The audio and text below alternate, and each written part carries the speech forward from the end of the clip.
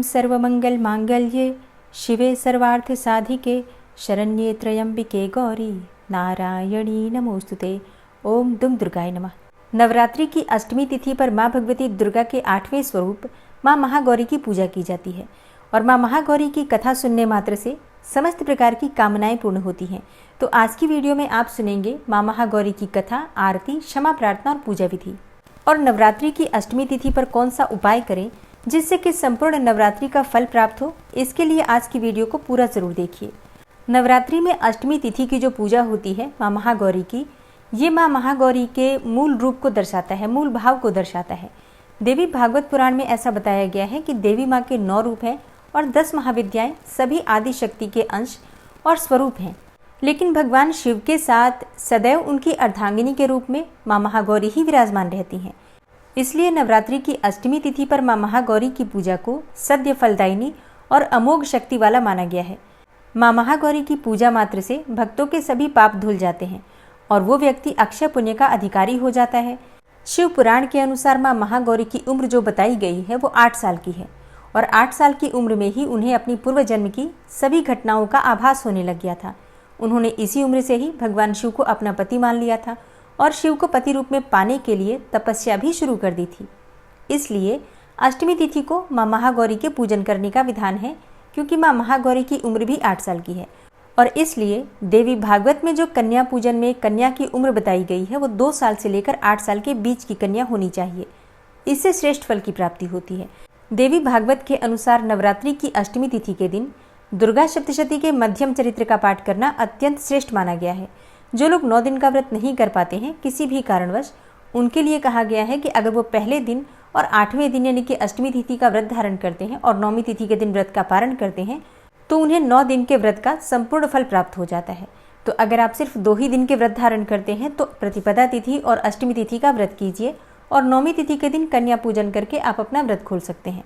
देवी भागवत पुराण के अनुसार देवी पार्वती अपनी तपस्या के दौरान केवल कंदमूल, फल और पत्तों का आहार करती थी और हजारों वर्षों तक इसी प्रकार से उन्होंने तप किया। इसके बाद उन्होंने कुछ भी खाना छोड़ दिया और केवल वायु पीकर ही तप करना आरंभ कर दिया।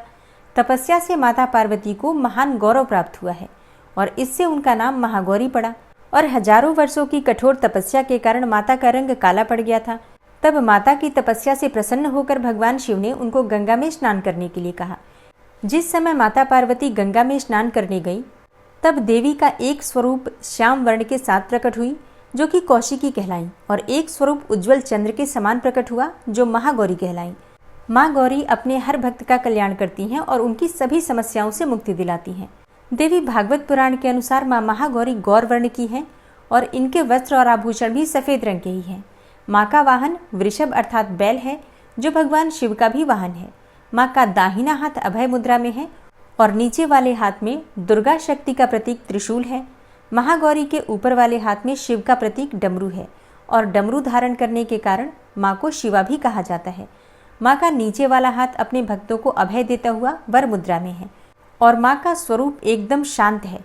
देवी के इस रूप की प्रार्थना करते हुए देव और ऋषिगण कहते हैं, सर्वमंगल मांगल्ये शिवे सर्वार्थ साधिके शरण्ये त्र्यंबिके गौरी नारायणी नमोस्तुते। माँ महागौरी अपने भक्तों के लिए अन्नपूर्णा स्वरूप हैं। यह धन, वैभव और सुख शांति की अधिष्ठात्री देवी हैं। तो नवरात्रि की अष्टमी तिथि पर सच्चे मन से माँ दुर्गा की आराधना करनी चाहिए महागौरी के स्वरूप में। तो प्रातःकाल जल्दी उठ जाइए, नित्य कर्मों से निवृत्त हो जाइए, फिर स्नान करके साफ स्वच्छ वस्त्र धारण कर लीजिए। माँ का प्रिय रंग है गुलाबी और सफेद। तो स्नान इत्यादि से निवृत्त होकर साफ स्वच्छ वस्त्र धारण करके सबसे पहले भगवान सूर्यदेव को जल अर्पित कीजिए। इसके बाद विधि विधान से माँ दुर्गा की पूजा करनी चाहिए। तो नवरात्रि में जिस प्रकार से आपने प्रतिदिन पूजा की है उसी प्रकार से आज भी पूजा की जाएगी। बस माँ महागौरी के मंत्रों का जप किया जाएगा और माँ महागौरी को जो प्रिय है वस्तुएं वो अर्पित करना है आपको।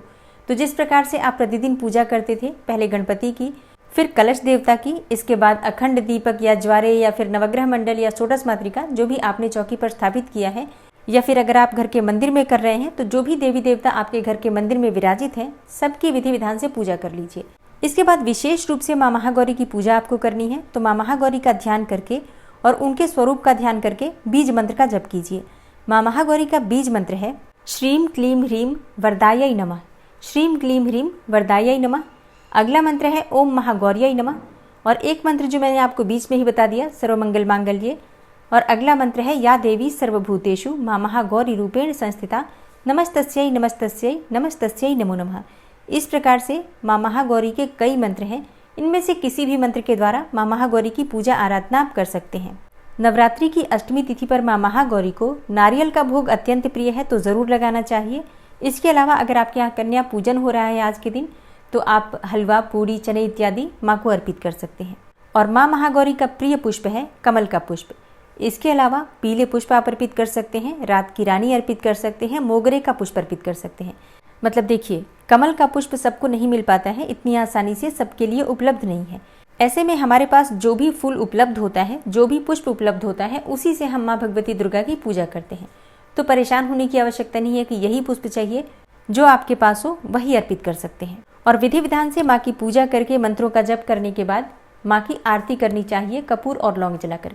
नवरात्रि की अष्टमी तिथि पर माँ महागौरी को मीठा पान अर्पित करने से हर प्रकार की कामना पूर्ण होती है, जीवन में सुख, समृद्धि, सौभाग्य की प्राप्ति होती है। तो अष्टमी तिथि के दिन मीठा पान माँ को जरूर अर्पित करना चाहिए। और अब आप सुनेंगे माँ महागौरी की आरती।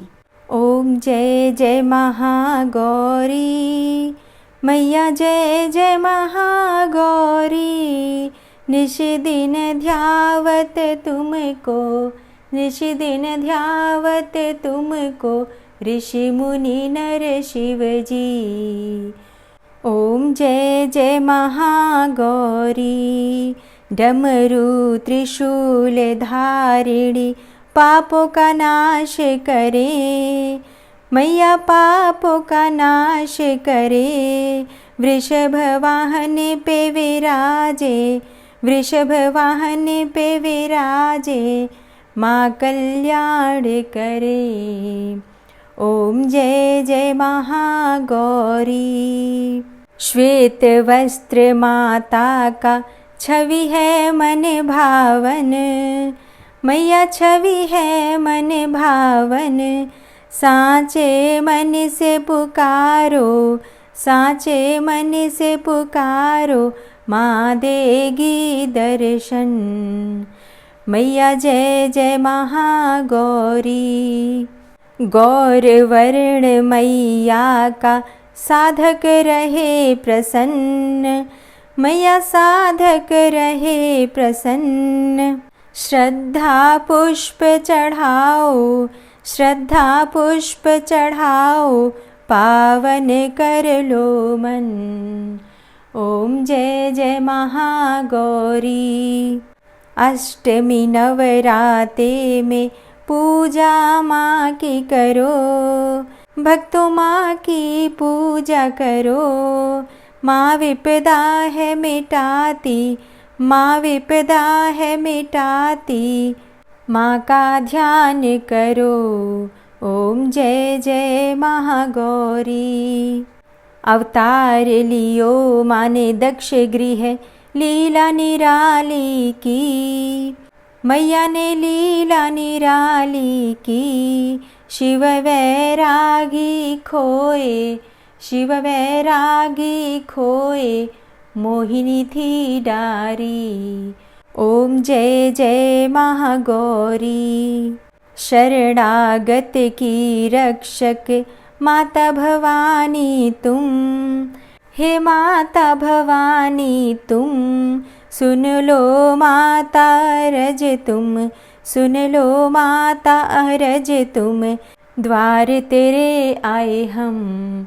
ओम जय जय महागौरी। मंदिर में माँ तेरे सदा ही सुख बरसे मैया, सदा ही सुख बरसे।